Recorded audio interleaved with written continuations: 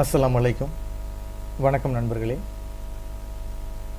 நம்ம இந்த வீடியோவில் மைக்ரோசாஃப்ட் எக்ஸலில் ஃபங்க்ஷனை பற்றி பார்ப்போம். ஃபங்க்ஷனில் இஃப்ங்கிற ஒரு கண்டிஷன் இருக்குது, அந்த கண்டிஷனை பற்றி பார்ப்போம். இந்த இஃப் கண்டிஷனை பார்க்குறதுக்கு முன்னாடி நமக்கு லாஜிக்கல் ஆப்ரேட்டர்னு என்னென்னு தெரியும். போன வீடியோவில் பார்த்துருப்பீங்க, அர்த்தமேட்டிக் ஆப்ரேட்டர்னு என்னென்னு பார்த்துருக்கோம். இப்போ இந்த வீடியோவில் லாஜிக்கல் ஆப்ரேட்டரை பற்றி கொஞ்சம் தெரிஞ்சுக்கிட்டா தான் நான் என்ன செய்ய முடியும், நம்ம இஃப் கண்டிஷனை யூஸ் பண்ண முடியும். இப்போ இந்த லாஜிக்கல் ஆப்ரேட்டர்னா இருக்கு பாருங்கள். இதில் என்னென்னா இந்த greater than, less than, greater than equal to, less than equal to and, or, not, இதுக்கு பேர் தான் நான் சொல்கிறது லாஜிக்கல் ஆப்ரேட்டர்னு சொல்கிறது. அதை எப்படி இந்த இஃப் கண்டிஷனில் யூஸ் பண்ணுறதுன்னு பார்ப்போம். இஃப் கண்டிஷனாக என்னென்னா இதான் ஸ்ட்ரக்சர் இருக்கு பாருங்கள். இதான் இஃப் கண்டிஷனு. இஃப் கண்டிஷனாக என்னென்னா ஃபஸ்ட்டு இஃப் கொடுத்துருங்க, கொடுத்துட்டு ஒரு ப்ராக்கெட்டில் கண்டிஷன் என்னன்னா இந்த மாதிரி செட் பண்ணுறது. A greater than B. இப்போ ரெண்டு வேல்யூ வச்சுருக்கீங்க, ஏன்னு ஒரு வேல்யூ கொடுத்துருக்கோம், பின்னு ஒரு வேல்யூ கொடுத்துருக்கோம். இதில் எந்த வேல்யூ பெருசு அப்படின்னா அது ஏ கிரேட்டர் தென் பி அப்படின்னு என்ன அர்த்தம்னா பியோட ஏ பெருசாக இருக்குன்னு அர்த்தம். ஓகேங்களா? இந்த மாதிரி கரெக்டாக இருந்துச்சுன்னா ஃபஸ்ட்டு இது எடுத்துக்கும். இந்த கண்டிஷன் கரெக்டாக இருந்துச்சுன்னா ஃபஸ்ட்டு இது எடுத்துக்கும், எஸ்ன்னு சொல்லும், அதாவது ட்ரூன்னு சொல்லும். சப்போஸ் எனக்கு பி பெருசாக இருந்துச்சுன்னா என்ன சொல்லிவிடும், நோன்னு சொல்லிவிடும், அல்லாட்டி ஃபால்ஸ்ன்னு சொல்லும். ஓகேங்களா? இந்த மாதிரி கண்டுபிடிக்கணும். எப்படி கண்டுபிடிக்கிறதுன்னு பார்ப்போம். அதுக்கு நேராக நீங்கள் மைக்ரோசாஃப்ட் எக்ஸலுக்கு வந்துடுங்க. எக்ஸலில் ஏ வேல்யூன்னு ஒன்று வச்சுருக்கேன், அதே மாதிரி பி வேல்யூன்னு வச்சுருக்கேன்.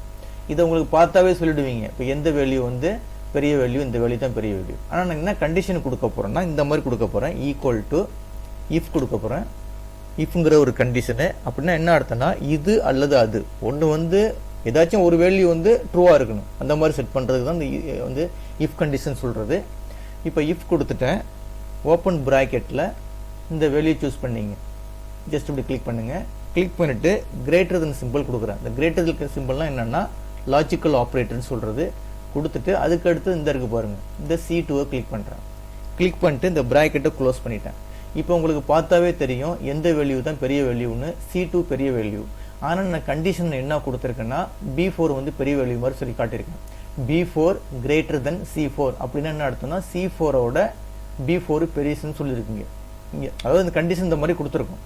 கொடுத்துட்டு ஒரு கமா கொடுத்துட்டு இந்த கண்டிஷன் ட்ரூவாக இருந்துச்சுன்னா, இந்த கண்டிஷன் கரெக்டாக இருந்துச்சுன்னா அப்படின்னா என்ன அர்த்தம், C4ஓட B4 பெருசாக இருந்துச்சுன்னா, அதான் கண்டிஷன் ட்ரூவாக இருந்துச்சுன்னா இந்த ஃபஸ்ட்டு இதை எடுத்துக்கும். என்ன எடுத்துக்கும், இங்கே போய் நான் ட்ரூன்னு சொல்லி கொடுக்குறேன்.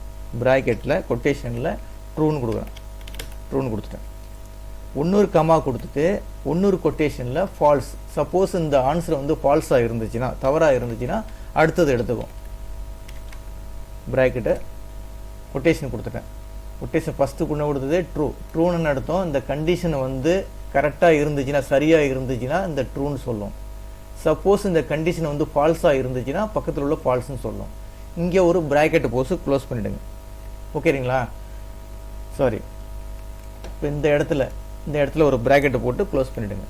க்ளோஸ் பண்ணியாச்சு. இப்போ எத்தனை ப்ராக்கெட்டை போட்டு க்ளோஸ் பண்ணியிருக்கோம், 1 2 ப்ராக்கெட்டை போட்டு க்ளோஸ் பண்ணியிருக்கோம். ஆனால் எத்தனை ப்ராக்கெட் ஓப்பன் பண்ணியிருக்கோம், 1 தான். அப்புறம் என்ன செய்றீங்க, இந்த பக்கத்தில் இன்னொரு ப்ராக்கெட் போட்டுங்க. பக்கத்தில் இன்னொரு ப்ராக்கெட் போட்டாங்க. அப்போ இங்கே 2 ப்ராக்கெட் இருக்குது, அதே மாதிரி இங்கே 2 ப்ராக்கெட் போட்டு க்ளோஸ் பண்ணியாச்சு.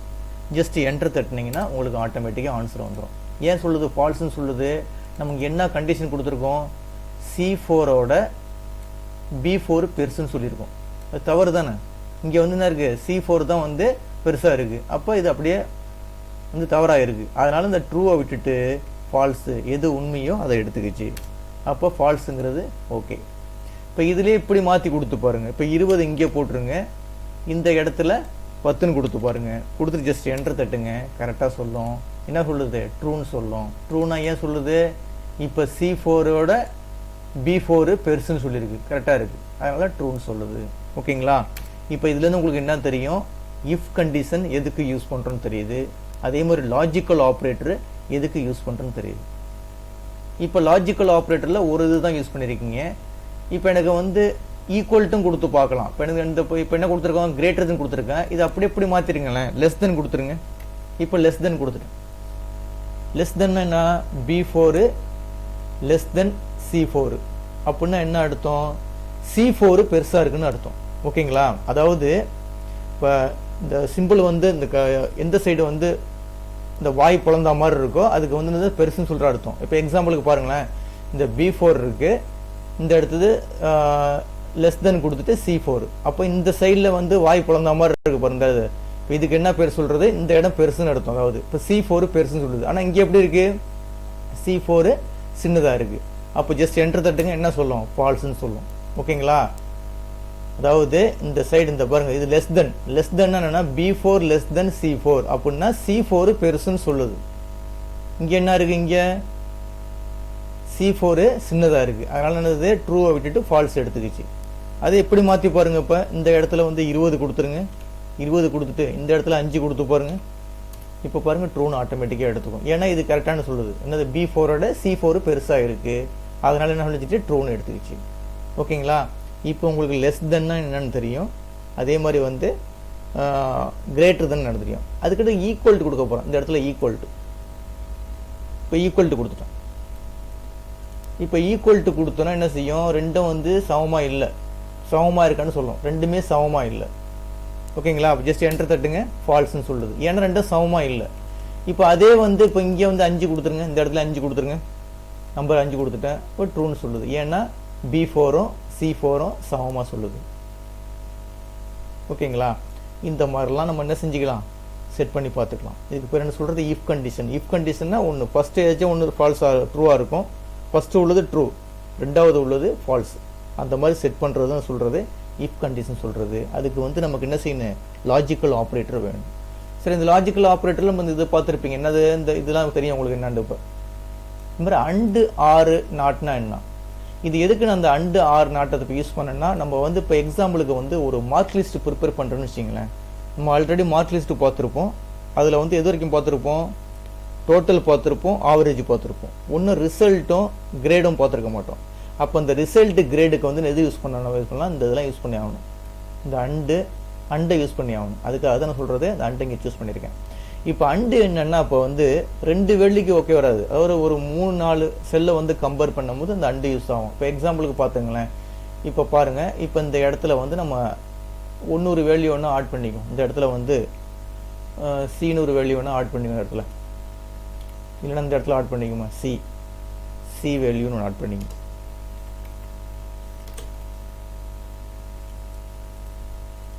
இந்த இடத்துல ஒரு சி வேல்யூன்னு கொடுத்துட்டோம். இப்போ இந்த இடத்துல ரிசல்ட் கொடுக்க போகிறோம்னு வச்சுக்கலாம். ரிசல்ட்டுன்னு வச்சுங்க, ரிசல்ட் கொடுக்க போகிறோங்க. ஓகேங்களா? இப்போ 3 வேல்யூ கம்பேர் பண்ணும்போது இந்த அண்டு யூஸ் பண்ணுற மாதிரி இருக்கும். இந்த 3 வேல்யூ நம்ம கம்பேர் பண்ணும்போது என்ன செய்யும்? அண்டு யூஸ் பண்ணுற மாதிரி இருக்கும். அது எப்படின்னு பார்ப்போம். இப்போ எக்ஸாம்பிளுக்கு இந்த இடத்துல 5 கொடுத்துருக்கேன், இந்த இடத்துல 10 கொடுத்துருக்கேன், இந்த இடத்துல ஒரு 7ன்னு கொடுத்துருன்னு வச்சுக்கலாம். இப்போ 3 நம்பர் இருக்குங்க.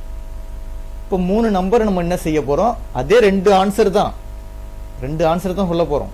ஒன்று வந்து ட்ரூ அல்லது ஃபால்ஸ் தான் சொல்ல போகிறோம்.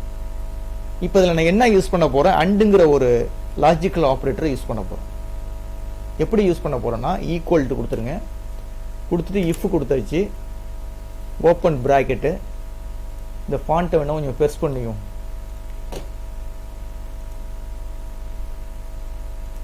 இப்போ இந்த பாருங்கள், இஃப் கொடுத்தாச்சு, அண்டு கொடுக்குறேன். இப்போ பக்கத்தில் அண்டு கொடுத்துருங்க.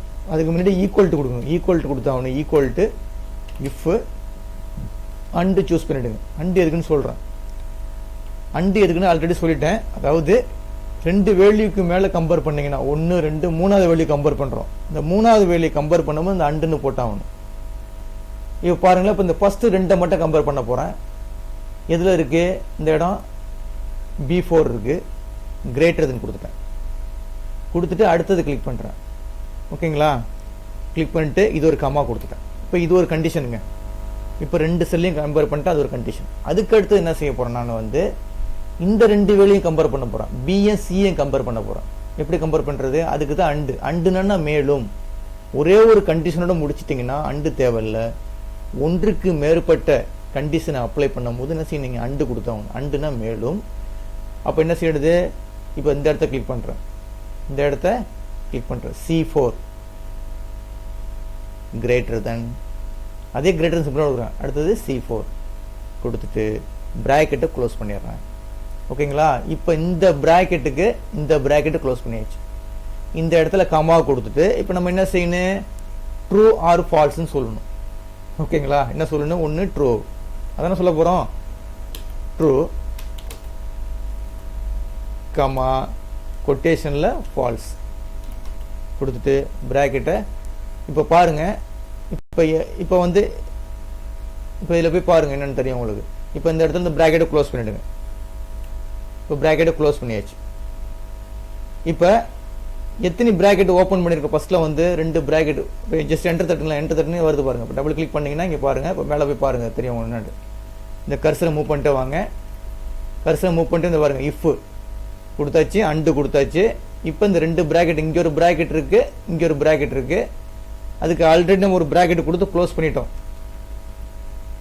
இந்த ஒரு ப்ராக்கெட் க்ளோஸ் பண்ணிட்டீங்க. அதே மாதிரி பக்கத்தில் இங்கே ஒரு ப்ராக்கெட் கொடுத்து க்ளோஸ் பண்ணுறேன். 2 ப்ராக்கெட் க்ளோஸ் ஆகிடுச்சு. இப்போ இங்கே என்ன சொல்லுது? ஆன்சர் என்ன சொல்லுது? ஃபால்ஸ்ன்னு சொல்லுது. ஏன் ஃபால்ஸ்ன்னு சொல்லுது? இப்போ இங்கே பாருங்கள். இப்போ என்ன கொடுத்துருக்கேன்?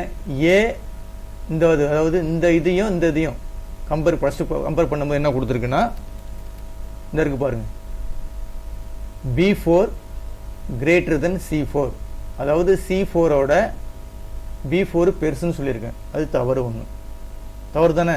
அதாவது எது பெருசாக இருக்குது? C4 தான் பெருசாக இருக்குது. ஆனால் இங்கே என்ன சொல்லியிருக்கேன்? C4 B4 ரெண்டுமே வந்து என்ன ஃபால்ஸ், அதாவது தவறு தான் அது. அடுத்தது பாருங்கள் என்ன கொடுத்துருக்கேன்? C4 greater than D4 அப்படின்னா என்ன நடத்தினா இது ஓகே தான். இந்த இது தவறு. அதாவது என்ன தவறு? ஃபர்ஸ்ட் 2 கண்டிஷன், இந்த கண்டிஷன் ஃபர்ஸ்ட் கண்டிஷன் தவறு. அதாவது B4 greater than C4ங்கிறது தவறு. ஆனால் இந்த கண்டிஷன் ஓகே, பக்கத்தில் உள்ளது C4 greater than D4 இது கரெக்டாக இருக்குது. இது வந்து ட்ரூ தான். இப்போ இந்த அண்டு கொடுத்தீங்கன்னா என்ன அர்த்தம்னா 2 கண்டிஷன்னா 2 கண்டிஷனுமே எப்படி இருக்குன்னு? ட்ரூவாக இருக்கணும். ட்ரூவாக இருந்தால் தான் ஆன்சரும் ட்ரூன்னு சொல்லும். ஏதாச்சும் ஒரு கண்டிஷன் ட்ரூவாக இருந்து இன்னொரு கண்டிஷன் ஃபால்ஸாக இருந்தால் ஆன்சர் என்ன சொல்லும்? ஃபால்ஸுன்னு தான் சொல்லும். அதுக்கு தான் என்ன சொல்லுது? ஆன்சர் வந்து ஃபால்ஸுங்குது. ஆக்சுவலாக பொறுத்த வரைக்கும் இந்த ஃபஸ்ட்டு கண்டிஷனில் வந்து தவறு, ஃபால்ஸு. ஆனால் 2வது கண்டிஷனை பொறுத்த வரைக்கும் ட்ரூ. அப்போ ஒன்று ஃபால்ஸாக இருக்குது, ஒன்று ட்ரூவாக இருக்குது. அப்போ என்ன சொல்லுது? ஆன்சரும் வந்து ஃபால்ஸு தான். இதை பொறுத்த வரைக்கும் அண்டை பொறுத்த வரைக்கும் எப்படி இருக்குன்னா, அண்டுன்னா ரெண்டுமே ஃபால்ஸாக இருக்குன்னு, அது ரெண்டுமே ட்ரூவாக இருக்கணும். இங்கேயும் ட்ரூவாக இருக்குன்னு, இதுவும் ட்ரூவாக இருந்தால் ஆன்சரும் ட்ரூன்னு வரும். ஏதாச்சும் ஒன்று நீங்கள் ஃபால்ஸாக இருந்தால் ஆன்சர் எப்படி வரும்? ஃபால்ஸுன்னு தான் வரும். ஓகேங்களா? அந்த பாருங்க, இப்போ அண்டு ஆப்ரேட்டரை யூஸ் பண்ணுறோம். இங்கேயும் ட்ரூவாக இருக்குது, இங்கே ஒரு ஃபால்ஸாக இருக்குது. அப்போ என்ன வருது? ஃபால்ஸ்னு வரும்.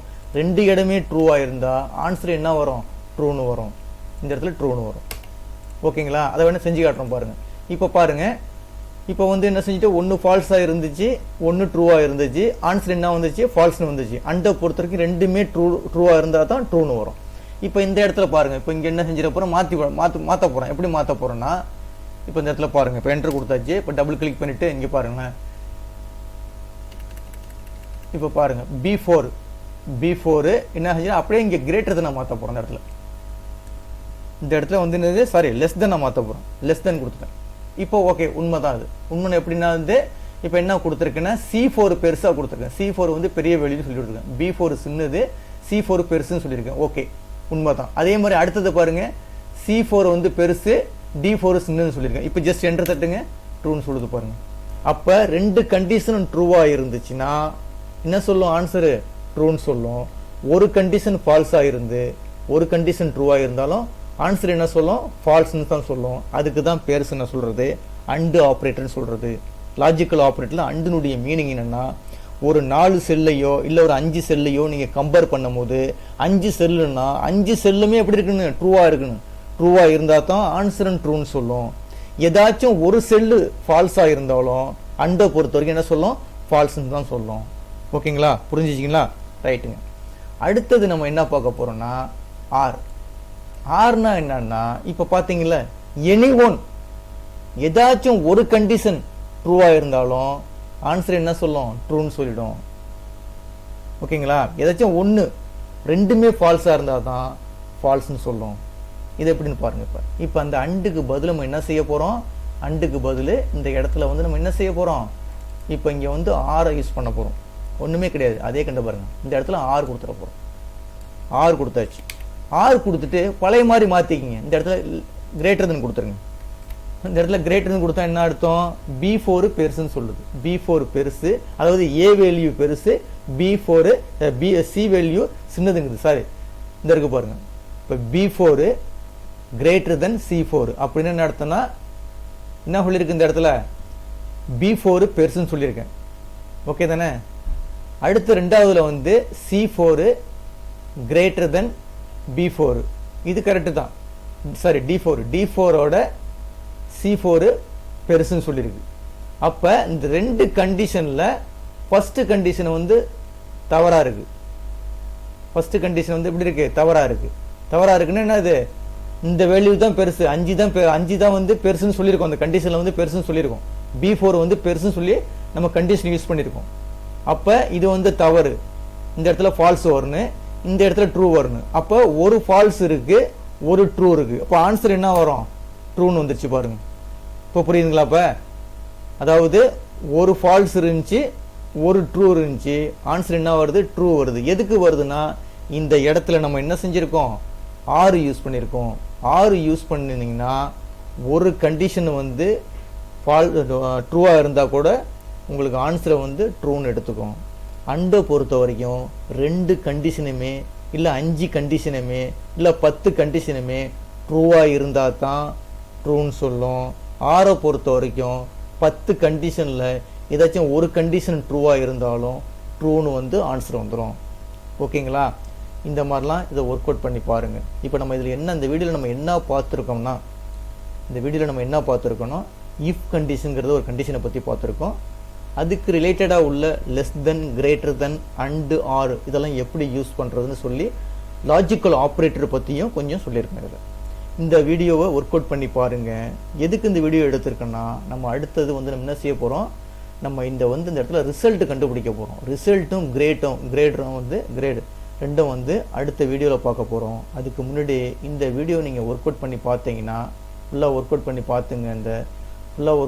பார்த்துங்க. தான் உங்களுக்கு வந்து அந்த வீடியோவை உங்களுக்கு புரியும். இப்போ வந்து உங்களுக்கு என்ன தெரியும்? இந்த வீடியோவில் வந்து லாஜிக்கல் ஆப்ரேட்டர்னால் என்னென்னு தெரியும்.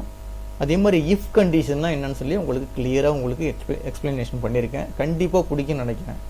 இந்த வீடியோ கிளிப்பை பிடிச்சிருந்துச்சின்னா சப்ஸ்கிரைப் பட்டனை கிளிக் பண்ணி எனக்கு என்கரேஜ் பண்ணுங்கள். ஓகேங்களா? தேங்க்ஸ்.